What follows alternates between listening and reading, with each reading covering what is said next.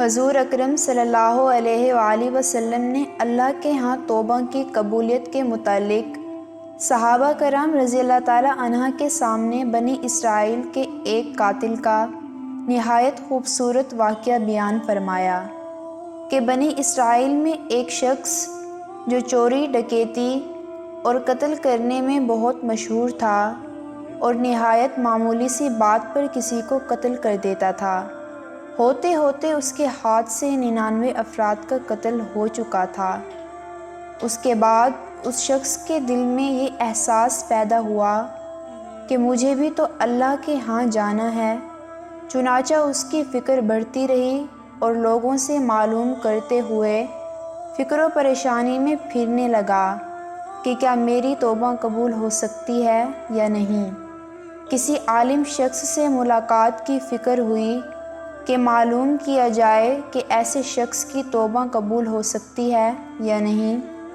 لوگوں نے ایک نیک شخص کے پاس جانے کا مشورہ دیا۔ اس شخص نے اس کے پاس جا کر مسئلہ معلوم کیا کہ کیا میری توبہ قبول ہو سکتی ہے اور کیا میری مغفرت ہو سکتی ہے جبکہ میں نے 99 انسانوں کی جان لے لی ہے۔ لیکن اس نیک شخص کو اس مسئلے کے بارے میں کچھ معلوم نہیں تھا، تو اس نے اپنی عقل سے اندازہ لگایا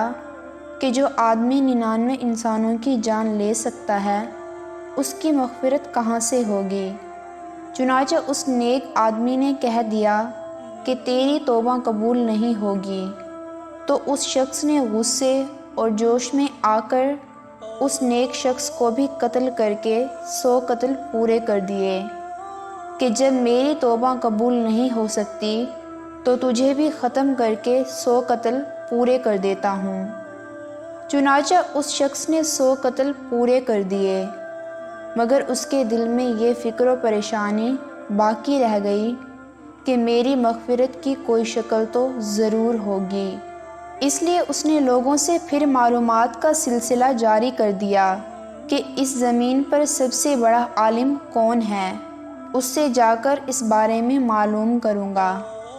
وہیں صحیح مسئلہ بتا سکتا ہے۔ آخر لوگوں نے اس کو بتایا کہ کسی جگہ پر ایک عالم رہتا ہے، اس سے جا کے معلوم کرو۔ چنانچہ اس شخص نے اس عالم صاحب کے پاس جا کر اپنی زندگی کے بارے میں بتایا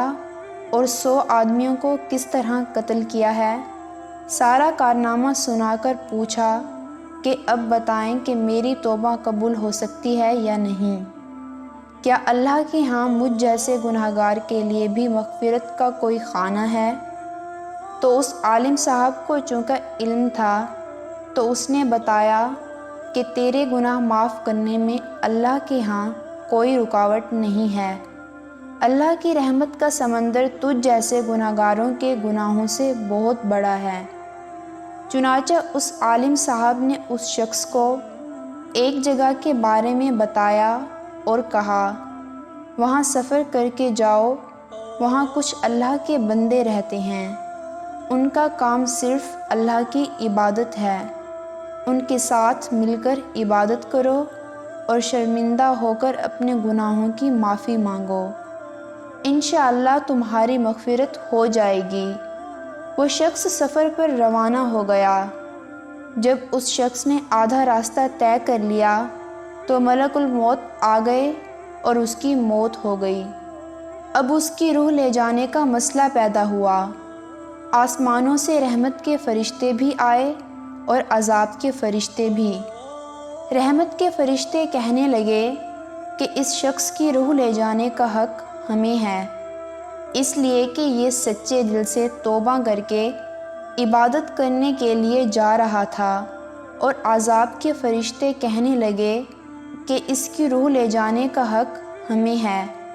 اس لیے کہ اس شخص نے کبھی کوئی نیک کام نہیں کیا ہے، اس شخص نے اپنی پوری زندگی گناہوں میں گزار دی ہے۔ اسی دوران آسمانوں سے آدمی کی شکل میں ایک فرشتہ آیا۔ یہ آنے والا فرشتہ حضرت جبرائیل امین علیہ السلام تھے۔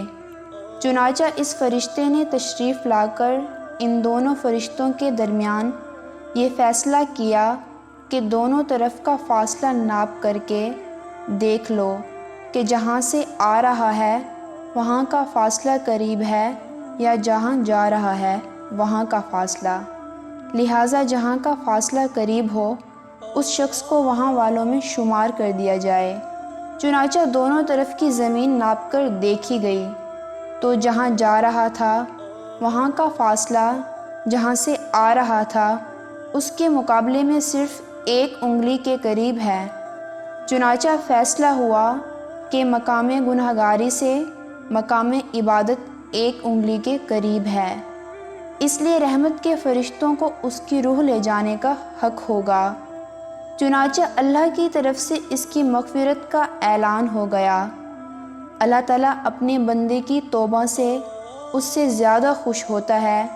جتنی خوشی تم میں سے کسی ایسے شخص کو ہوتی ہے جس کا جانور گم ہو کر پھر اسے مل جائے، اور جو شخص 1 انگلی کے برابر میری طرف آتا ہے میں 1 ہاتھ کے برابر اس کے قریب ہو جاتا ہوں، اور جب وہ میری طرف چل کر آتا ہے تو میں اس کی طرف چلا جاتا ہوں۔ انسان جب بھی سچے دل کے ساتھ توبہ کرے گا تو اللہ تعالیٰ اس کی توبہ ضرور قبول فرمائیں گے۔ بہرحال گنہگاروں کو شیطان کی باتوں میں آ کر مایوس نہیں ہونا چاہیے، اللہ کی رحمت سے اچھی امید رکھ کر سچی توبہ کے ذریعے اپنے آپ کو پاک و صاف کر لینا چاہیے۔